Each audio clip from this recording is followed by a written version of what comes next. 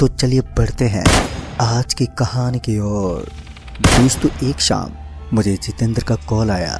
Phone पर बात हुई तो पता चला कि उन्होंने नया कंस्ट्रक्शन का काम लिया है। तकरीबन 7-8 महीने का काम है, जिसके लिए मुझे सारे साथियों को लेकर 1-2 दिन के भीतर मंडोरी पहुंचना है। बात होने के बाद मैंने सारे साथियों को खबर दे दी और जाने के लिए तैयार रहने को कहा। और जैसे जितेंद्र ने कुछ पैसे भेजे तो हम 7 जने निकल गए मंडोरी के लिए, जिसके लिए हमने रात के 1:30 बजे की मुनांतो शताब्दी पकड़ी। रात के वक्त जनरल क्लास में इतनी भीड़ नहीं थी जितनी अमूमन होती है। हमें से कुछ को तो सीट भी मिल गई। अब बस 9 घंटे का सफ़र हमें तय करना था। कुछ देर में हम भी बाकी पैसेंजर की तरह वहीं पर सो गए, पर कुछ देर के बाद ही मेरी आँख खुल गई। दरअसल मुझे ढोल ताशे की आवाज़ सुनाई दे रही थी और जब मैंने ट्रेन की खिड़की से बाहर की ओर झांका तो मैंने पाया कि कुछ लोग बगल वाली पटरी पर नाच गा रहे हैं। अभी मैं उन सबको एकटक देख ही रहा था कि तभी उनमें से एक की नज़र मेरे पर पड़ गई। पता नहीं क्यों, जैसे उसकी नज़र मेरे पर पड़ी कि तभी मेरा पूरा शरीर सुन्न सा पड़ने लगा और घबराहट होने लगी। मैं फौरन ही नीचे बैठ गया और मेरे नीचे बैठते मेरा दम बुरी तरह से घुटने लगा। मैं अपने साथी को आवाज़ देना चाहता था, पर मुझसे कुछ निकल ही नहीं रहा था। वहीं अब दम घुटने के कारण मैं छटपटाने लगा। फिर अचानक ही सब कुछ नॉर्मल हो गया और जब मैंने ध्यान दिया तो मैंने पाया कि अब वो ढोल ताशे की आवाज़ अब आनी बंद हो गई है। वैसे तो मेरी हिम्मत नहीं हो रही थी कि मैं एक नज़र बाहर की तरफ झांक लूं, पर जब मैंने किसी तरफ बाहर देखा तो अब वहाँ कोई नहीं था। फिर इसी बीच ट्रेन एक झटके के साथ खुल गई। ट्रेन के वहाँ से निकलने के बाद मैं अभी भी बेहद डरा हुआ था और जब ये बात मैंने अपने साथियों को जगाकर बताई तो वो सारे मेरे पर हंसने लगे। उनमें से किसी को भी मेरी बात पर बिल्कुल भी यकीन नहीं हुआ, तो मैं भी अपना मुंह बंद करके चुपचाप करके बैठ गया। रात तो गहराती जा रही थी, पर अब मेरी नींद मेरी आंखों से कोसों दूर जा चुकी थी। इसी बीच जब मुझे टॉयलेट लगी तो मैंने दीपांकर को उठाया और साथ में जाने को कहा। दीपांकर उठा और मेरे साथ चल पड़ा और ट्रेन की गेट पर जाकर खड़ा हो गया। अब मैं टॉयलेट करने चला गया और जब मैंने टॉयलेट से बाहर निकलने के लिए जैसे ही दरवाज़ा खोला तो मुझे वही लोग टॉयलेट के बाहर नजर आए जो मुझे पटरों पर ढोल ताशे बजाते दिखे थे। मैंने तुरंत ही दरवाज़ा बंद कर लिया और वहीं चुप करके बैठ गया। अभी मैं टॉयलेट में बैठे हुए ये सोच ही रहा था कि यहाँ से कैसे निकलूं कि तभी दीपांकर ने आवाज़ देते हुए कहा, अरे क्या यार, पूरी रात टॉयलेट में बिताने का इरादा है क्या? दीपांकर की आवाज़ सुनकर मेरे में थोड़ी सी जान आई और मैं फौरन ही दरवाज़ा खोलकर टॉयलेट से बाहर आया, पर बाहर तो दीपांकर था ही नहीं। दीपांकर को बाहर ना पाकर मैं अपने दोस्तों की तरफ दौड़ा और जब मैं अपने दोस्त के पास पहुंचा तो वो सारे सो रहे थे, पर दीपांकर वहां पर नहीं था। मैंने बाकियों को जगाकर दीपांकर के बारे में बताया तो वो पांचों ये बोलकर वापस से सो गए कि यहीं कहीं होगा, थोड़ी देर में आ जाएगा। पर भला ऐसा कैसे हो सकता था? हम चालू डिब्बे में सफ़र कर रहे थे, जिससे बाहर जाने के लिए डिब्बे से बाहर उतरना पड़ता, पर ट्रेन तो अभी पूरी रफ्तार में ही चल रही थी। मुझे तो यह एहसास हो गया था कि दीपांकर किसी बड़ी मुसीबत में है और उसका लौटना इतना आसान नहीं होने वाला। अभी मेरे मन में बुरे बुरे ख्याल आ ही रहे थे कि तभी ट्रेन एक हल्के से झटके के साथ धीमी होने लगी और जब मैंने बोगी की खिड़की से बाहर देखा तो मैंने पाया कि अभी ट्रेन किसी बस्ती के एक ओर से गुजर रही है और ट्रेन धीमे होते होते रुक गई। वैसे तो ये स्टेशन नहीं था, पर पटरियों की एक तरफ कोई छोटी सी बस्ती थी जहाँ अभी गहरी खामोशी और अंधेरेपन के अलावा कुछ और महसूस ही नहीं हो रहा था। अभी मेरी नज़रें उस बस्ती की तरफ और मेरा दिमाग दीपांकर के बारे में सोच रहा था कि तभी दीपांकर की आवाज़ मुझे सुनाई पड़ी, जो मुझे पुकारते हुए कह रहा था कि त्रिलोकी अंदर क्या कर रहा है, चल बाहर आ। दीपांकर की आवाज़ सुनकर मेरे पूरे बदन में एक सिरहंसी दौड़ गई। मुझे यकीन नहीं हो रहा था कि यह सच में दीपांकर की ही आवाज़ है। अभी मैं चुपचाप दीपांकर की आवाज़ ही सुन रहा था कि तभी मैं अपने आप ही बोगी के गेट की तरफ जाने लगा।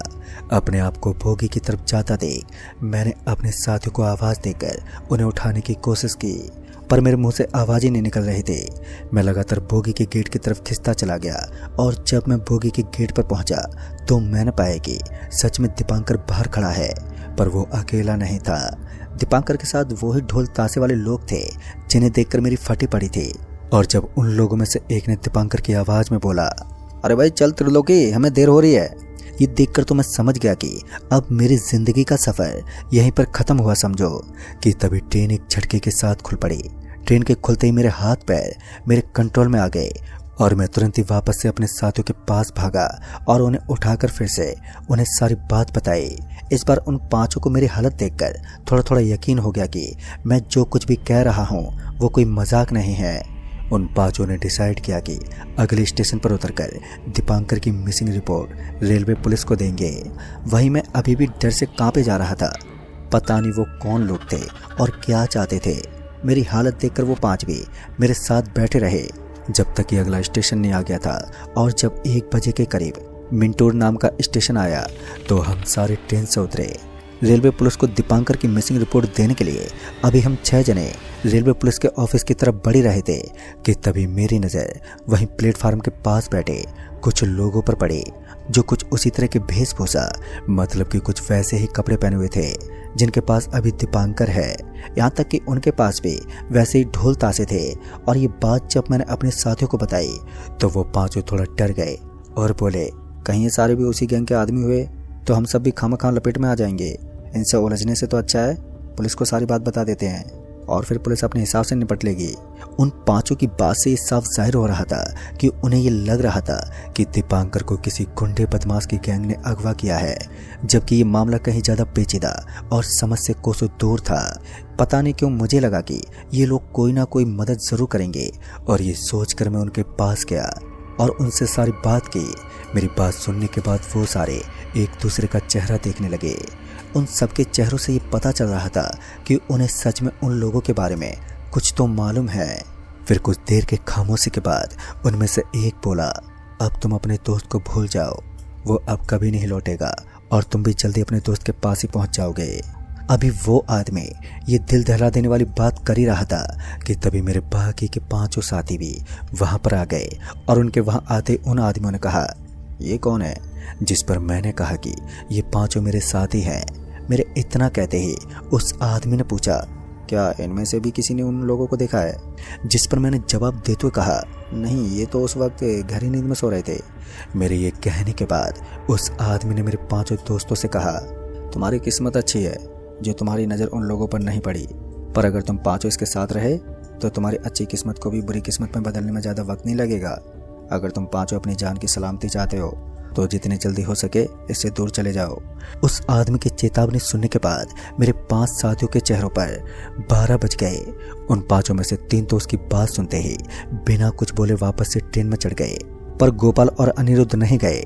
गोपाल अनिरुद्ध को अभी भी मेरे साथ खड़ा देखकर वो आदमी एक बार फिर बोला, तुम दोनों को अपनी जान प्यारी नहीं है क्या? जिस पर दोनों ने एक साथ बोला, नहीं। गोपाल और अनिरुद्ध के जवाब सुनने के बाद वो आदमी बोला, मुझे ये तो पता नहीं कि तुम दोनों ने क्या सोचकर ये फैसला लिया है, पर मैं ये बता दूं, आगे जो होगा, अगर तुम तीनों उससे भगवान की कृपा से बच भी गए तो भी तुम आज की रात को हर रात महसूस करोगे। अब तक उस आदमी ने जो कुछ भी कहा तो उससे हम अंदर से और भी टूट गए। मैंने उस आदमी से कहा, मुझे ये तो पता है कि खतरा बहुत बड़ा है और शायद इसका अंत भी बहुत भयानक हो, पर क्या आप कोई रास्ता बता सकते हैं जिसके जरिए मैं अपनी जान पर आई इस आफत से बच सकूं? इस पर उस आदमी ने कहा, हाँ, एक रास्ता तो है। फिर उसने कहा, अभी तुम्हें वो सारे लोग दोबारा दिखेंगे और जब वो दिखेंगे तो तुम्हारा तुम पर कोई काबू नहीं रहेगा जब तक तुम्हारी आंख खुली रहेगी। और फिर आगे उस आदमी ने बताया कि पहले वो तुम्हें अपनी बस्ती में ले जाएंगे और 9वें दिन तुम्हारी जान लेंगे। जब तुम उस बस्ती में पहुंचोगे तो तुम्हें उस बस्ती में एक ऐसा घर दिखेगा जिसमें रोशनी होगी। बस तुम्हें किसी तरह उस घर में पहुंचना है। उसके बाद तुम्हें आगे क्या करना है ये अपने आप पता चल जाएगा। इसके बाद वो आदमी अपने लोगों के साथ वहां से चला गया। उस आदमी के जाने के बाद अब हम तीनों इस सोच में पड़ गए कि ना जाने अब आगे क्या होने वाला है। मैंने गोपाल और अनिरुद्ध से वहां से जाने को कहा, पर वो दोनों नहीं माने। इसी बीच मुझे टॉयलेट लगी तो मैं गोपाल और अनिरुद्ध को प्लेटफार्म पर ही छोड़कर टॉयलेट करने चला गया। अभी मैं स्टेशन के वॉशरूम में घुसा ही था कि तभी मुझे फिर से वही ढोल ताशे की आवाज़ सुनाई पड़ी और जब मैं टॉयलेट से बाहर आया तो वही लोग मेरे सामने खड़े थे। उन पर नज़र पड़ते ही मैं एकदम से चमसा गया और मेरी जुबान एक बार फिर बंद पड़ गई। देखते ही देखते मैं अपने आप उनके साथ साथ चलने लगा और फिर कुछ ही देर में मैं उन लोगों के साथ स्टेशन से काफ़ी दूर चला आया। वो लोग बीच बीच में रुककर नाचने गाने लगते और मैं उनके बीच चुपचाप खड़ा रहता। रात तो पहले काफ़ी हो चुकी थी। वक्त का कोई अंदाज़ा नहीं था, सिवाय इसके कि ये वक्त मेरी ज़िंदगी का सबसे बुरा वक्त है। फिर कुछ देर बाद मैं उन लोगों के साथ उसी बस्ती में पहुंचा जिस बस्ती को मैंने ट्रेन से देखा था। पूरी की पूरी बस्ती वीरान पड़ी थी। सभी घर के दरवाजे खुले हुए थे और उन घरों में मातम पसरा हुआ था। अभी मैं उन घरों को ही देख रहा था कि तभी मैं अचानक ही दौड़ पड़ा और उन घरों में से एक घर के अंदर चला गया। जैसे मैं उस घर के अंदर पहुंचा तो मैंने देखा कि उस घर में पहले से दीपांकर बैठा हुआ है। अभी दीपांकर पर मेरी नज़र पड़ी ही थी कि तभी मैं भी अपने आप दीपांकर के बगल में जाकर ठीक उसी तरह बैठ गया। हालांकि हम दोनों एक दूसरे को देख रहे थे, पर ना तो दीपांकर कुछ बोल पाया और ना ही मैं। डर तो लग ही रहा था, पर अगर मैं डरता ही रहता तो मौत से मुलाकात हो जाती। ऐसे में ज़रूरी था कि पहले अपने डर पर काबू करते हुए अपने दिमाग के घोड़े दौड़ाएं। अब तक मुझे ये तो समझ में आ गया था कि हम दोनों उन लोगों के कंट्रोल में हैं, पर जब ये याद आए कि स्टेशन वाले आदमी ने कहा था कि जब तक आंखें खुली हैं तब तक हमारा शरीर उनके कंट्रोल में है, मतलब कि अब मैं अपनी आंखें बंद कर लूं तो मैं अपनी मर्जी से चल फिर सकता हूँ। ये सोचकर जब मैंने अपनी आंखें बंद करके वहाँ से उठने की कोशिश की तो सच में ही मैं उठ गया। मतलब कि उस स्टेशन वाले आदमी ने जो भी कहा था सही कहा था। मैंने फिर अपनी आंखें बंद ही रखी और दीपांकर को ये राज की बात बताते हुए कहा, भाई हमारे पास अभी भी एक मौका है यहाँ से बचकर निकलने का, तू बस थोड़ी हिम्मत रख। ये बोलने के बाद जब मैंने अपनी आंखें खोली तो दीपांकर वहाँ से गायब था। वहीं मैंने जैसे ही अपनी आंखें खोली तो वापस से वैसे ही बैठ गया जैसे पहले बैठा था। मतलब कि फिर से मेरा शरीर मेरे काबू से बाहर हो गया था। वहीं मैं ये सोच रहा था कि दीपांकर कहाँ चला गया। अभी मैं उस कमरे में अकेला बैठा यही सोच रहा था कि तभी उस कमरे के सामने से वो सारे लोग दीपांकर को मारते ले गए। मैंने उठकर बाहर जाना तो चाहा पर उठ नहीं पाया और तभी मेरी आंखों के आगे पूरा नीला नीला हो गया। अब मुझे आंखों के आगे छाए नीलेपन के साथ साथ सुनाई भी देना बंद हो गया था। वो एक बड़ा ही अजीब एहसास था जो मैंने पहले कभी महसूस नहीं किया था, जिस वजह से मेरा दिल जोरों से धड़कने लगा और ये तब तक चलता रहा जब तक कि मुझे फिर से दिखाई और सुनाई नहीं देने लगा। और जब मुझे दिखाई और सुनाई देने लगा तो अब मैं बिना वक्त गवाए वहाँ से निकलने के बारे में सोचने लगा। जैसा कि उस स्टेशन वाले आदमी ने कहा था कि मुझे एक ऐसा घर ढूंढना है जिसमें रोशनी हो, तो सबसे पहले तो मैंने कमरे में बैठे बैठे दरवाजे तक का अंदाज़ा लगाया और आंखें बंद करते ही मैं उठा और दरवाजे की तरफ बढ़ा। आंखें बंद करके जैसे तैसे मैं आंखें बंद करके दरवाजे तक तो पहुंच गया और मैंने फिर से आंखें खोली और बाहर की तरफ एक नज़र दौड़ाई और फिर आंखें मीच ली और एक बार फिर अंदाज़ा लगा के उस कमरे से बाहर निकल गया। और ऐसे ही मैं बीच बीच में आंखें खोलता और फिर आंखें बंद करके आगे बढ़ जाता। हालांकि इस काम में मुझे बहुत दिक्कत तो हो रही थी, पर मुझे किसी तरह उस घर को खोजना था। भागते भागते मैं शायद उस बस्ती के चौक पर आ गया।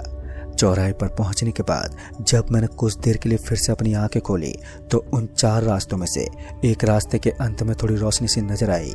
मैंने फौरन ही रास्ते का अंदाजा लगा लिया और झट से अपनी आंखें बंद करके उस तरफ चल पड़ा। अभी शायद से मैं 50 से 60 कदम ही चला था कि तभी मुझसे कोई बहुत जोर से टकरा गया। उसके टकराते ही मैं नीचे गिर पड़ा। फिर गिरने के बाद मैंने अपनी आंख तो खोली ये देखने के लिए कि आखिर मुझे किस तरफ जाना है, क्योंकि मुझे ये तो पता ही था कि ये कोई आम जगह नहीं है। पर अब ऐसा लग रहा था कि मैं उस रास्ते पर अकेला नहीं चल रहा हूँ। कई कदमों की आवाज़ और आसपास किसी के साथ चलने का एहसास साफ साफ हो रहा था। मैं आंखें बंद किए बस अंदाजन उसी रास्ते की तरफ बढ़ता जा रहा था जिधर मुझे रोशनी दिखी थी। पर जब चलते समय मैं किसी दीवार से टकरा गया तो मैंने फिर से रास्ता देखने के लिए अपनी आंखें खोली। आँख खुली तो पता चला कि बस 2 घरों के बाद ही वो रोशनी वाला घर है। मैंने फिर से आंखें बंद की पर उस रास्ते से आगे बढ़ गया और फिर जब मैंने आंखें खोली तो मैं ठीक उस घर के सामने खड़ा था। मैं फौरन ही अपने आंखें बंद किए उस घर में घुस गया। उस घर में घुसने के बाद भी मेरी हिम्मत नहीं हो रही थी कि मैं अपनी आंखें खोल लूं। पर जब किसी आदमी ने आवाज़ देते हुए कहा, अब डरने की कोई बात नहीं है, तुम यहाँ अपनी आंखें खोल सकते हो, तो डरते ही सही मैंने अपनी आंखें खोली। आंखें खोलते ही सामने मुझे एक आदमी नजर आया जिसकी दोनों आंखें नहीं थी। उनकी आंखों की जगह पर बस 2 गहरे गड्ढे थे। उन्हें देखने के बाद मैं बोला, आप कौन हैं और ये सब लोग कौन हैं? जिस पर उस आदमी ने बोला, मैं कौन हूँ और वो लोग कौन हैं, ये जानने से बेहतर है तुम ये पूछो कि तुम यहाँ से सही सलामत कैसे निकलोगे। ये सुनते ही मैंने हाथ जोड़ते हुए कहा, आप मुझे बता सकते हैं तो प्लीज बताइए ना। इस पर वो बिना आंखों वाला आदमी बोला, तुम्हें अपनी दोनों आंखें यहीं छोड़कर जाना होगा, नहीं तो तुम कभी भी यहाँ से निकल नहीं पाओगे। ये सुनते ही मेरे कान एकदम से खड़े हो गए। मुझे तो एक पल को लगा कि यही आदमी सारे फसाद की जड़ है, तभी तो ऐसी बात कर रहा है। उसकी बात सुनकर मुझे ये समझ में नहीं आ रहा था कि मैं उस पर गुस्सा करूं या फिर चुपचाप अपनी आंखें निकाल दूं। कुछ देर खामोश रहने के बाद जब मैंने बोला, मगर आंखें ही क्यों, आंखों में ऐसा क्या है। इस पर उस आदमी ने कहा, आज से 50 साल पहले ये बस्ती गुंडकों की बस्ती हुआ करती थी, जो लोगों का नाच गा के मनोरंजन किया करते थे। और जब उस रोज कबीले वाले एक बड़े धन्ना सेठ के यहाँ उनके मनोरंजन के लिए गए तो वो सेठ और उसके दूसरे साथी नाच गाने ढोल ताशे से खुश नहीं हुए, उल्टा उन लोगों ने बहुत ही बदसलूकियाँ की। और जब गुंडकों ने आवाज़ ऊंची की तो उन्हें बेरहमी से मारा। उस वक्त वहाँ और भी लोग मौजूद थे। ये तो सबको पता था कि जो हो रहा है वो सरासर गलत हो रहा है, पर फिर भी सबने अपनी निगाहें नीचे ही रखी। वो वहाँ बड़ी बेरहमी से मार दिए गए, पर उन सब ने मरते मरते कहा, आज हमें देखकर भी अनदेखा कर दिया। याद रहे, कल अगर गलती से भी किसी ने हमें नाचते गाते देख लिया तो हमारी तरह ही तड़पोगे। कहते हैं वो सारे 9 दिनों तक तड़पते ही रहे और 9वें दिन उनकी लाशों को जंगल में फेंकवा दिया गया। उसके कुछ महीनों बाद अचानक ही सूरज ढलते ढोल ताशे और नाच गाने की आवाज़ लोगों को सुनाई देने लगती, और जो वो आवाज़ सुनकर उनके पास पहुंच जाता वो फिर वापस नहीं लौटता। 9 दिनों तक तरसाने के बाद वो गुंडकों की आत्मा उसे भी मार देती। मैंने भी उन्हें देखने की गलती कर दी थी, और जब मुझे समझ में आया कि जब तक मेरी आंखें रहेंगी तब तक ये मेरा पीछा नहीं छोड़ेंगी, लिहाजा मैंने अपने हाथों से अपनी दोनों आंखें फोड़ ली। उसकी ये बात सुनकर मैं तो दंगी रह गया। मुझे अभी भी उसकी बातों पर जरा सा भी यकीन नहीं हो रहा था। मैं वहीं चुपचाप बैठ गया। मुझे लगा था कि यहाँ पहुँचने पर कोई रास्ता मिल जाएगा, पर ऐसा कुछ नहीं हुआ। अब मुझे ही कोई रास्ता खोजना था यहाँ से बाहर जाने का। अभी मैं उस घर के एक कोने में बैठे बैठे इसी जोड़ तोड़ में लगा था कि उनके चंगुल से जान कैसे छुड़ाएं, कि तभी मुझे चीखें सुनाई देने लगी। जब मैंने उन चीखों को ध्यान से सुना तो मुझे लगा कि वो चीखें दीपांकर की है।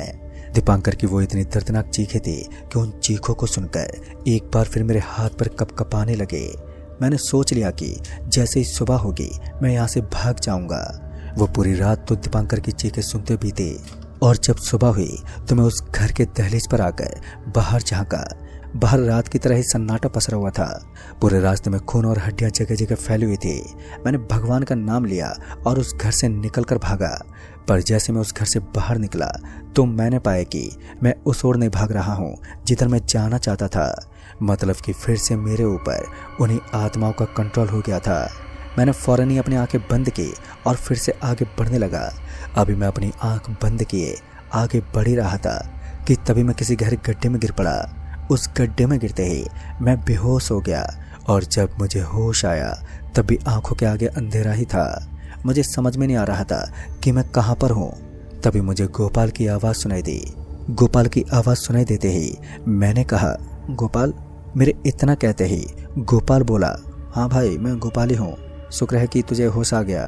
फिर जब मैंने पूछा, मुझे कुछ दिखाई क्यों नहीं दे रहा है, तो इस पर गोपाल ने कहा, जब तू हमें उस गहरे गड्ढे में मिला था तब सिर्फ तेरी सांसें ही चल रही थी। तेरा बच जाना ही किसी चमत्कार से कम नहीं है। तेरी हालत इतनी बुरी थी कि तेरी आंखें बाहर आ गई थी और तेरे हाथ पैर भी टूटे हुए थे। आज 7 महीने के बाद तुझे होश आया है। हमें दीपांकर भी मिला था, उसकी भी हालत बहुत बुरी थी, पर 9वें दिन इसी अस्पताल में उसने अपना दम तोड़ दिया। दोस्तों, इस घटना के बाद मैं हमेशा हमेशा के लिए अंधा हो गया। हालांकि इस बात को अब काफ़ी साल गुजर गए हैं, पर आज भी ऐसा लगता है कि वो लोग मेरे आसपास ही रहते हैं। तो दोस्तों, इस कहानी में बस इतना ही। कहानी आपको पसंद आई हो तो वीडियो को लाइक शेयर ज़रूर कर दें, और साथ ही हमें नीचे कमेंट बॉक्स में ज़रूर बताएं। जल्द ही मिलूंगा ऐसी एक और नई कहानी के साथ। तब तक के लिए बाय एंड टेक केयर।